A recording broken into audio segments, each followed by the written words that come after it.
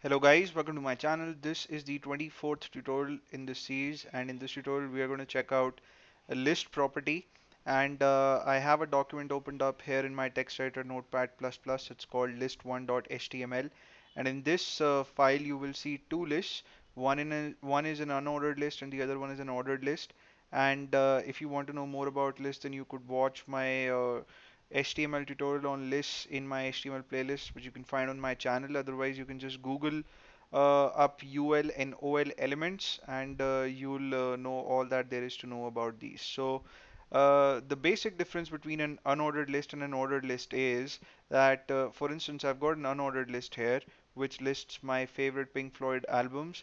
And I do not believe that The Wish You Were Here is not as good as Dark Side of the Moon, or The Wall is better or worse as compared to The Division Bell. So, I like all of these albums equally, and that is why there is no particular order among them, and that's why I have them in an unordered list. Whereas the second list that we have here is a list of the largest countries in the world, ranked in order of their landmass area. So Russia has larger area as compared to Antarctica, which is greater than Canada, so on and so forth. And Algeria is the 11th largest country in the world.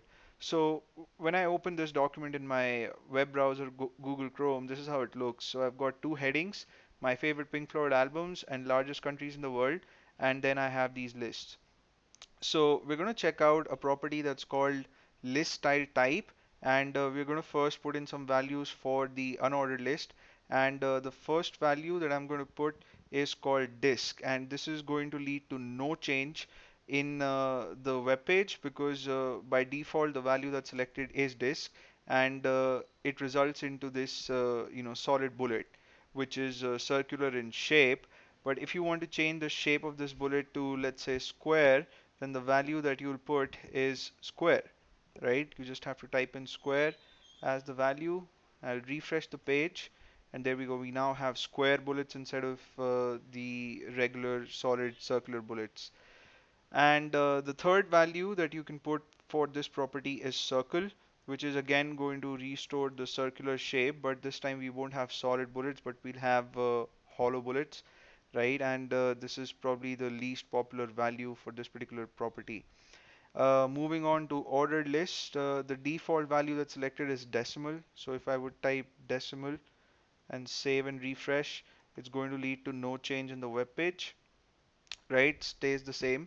But there are a bunch of other values that you can use. So for instance, one is called decimal leading 0, and what this does is it'll place a 0 in front of each digit, each single digit, and it's slightly more professional, so you could give it a try. You could also have alphabets, and you can have lowercase alphabets as well as uppercase alphabets. So if you want lowercase alphabets, you would type lower alpha, right?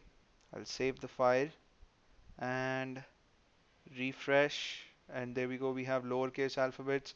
Similarly, you can have uppercase alphabets, for which you'll have to type upper alpha as the value for the property. And I'll save, go to my browser, refresh, we have uppercase alphabets now. And you can also have Roman numerals. So if suppose you want to have uppercase Roman numerals, you'll type upper Roman, and there's a hyphen in between the two words, by the way. um, Refresh, and we have uppercase Roman numerals.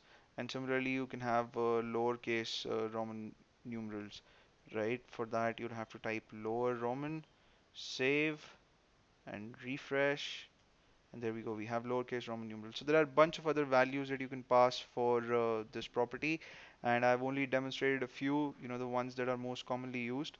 And in case you want to know more, you can obviously visit CSS's documentation on lists. And thank you so much for watching this video. I'll see you in the next tutorial, in which we'll probably check out a few more list properties. And you may subscribe to my channel if you haven't already. I'll see you soon. Till then, take care.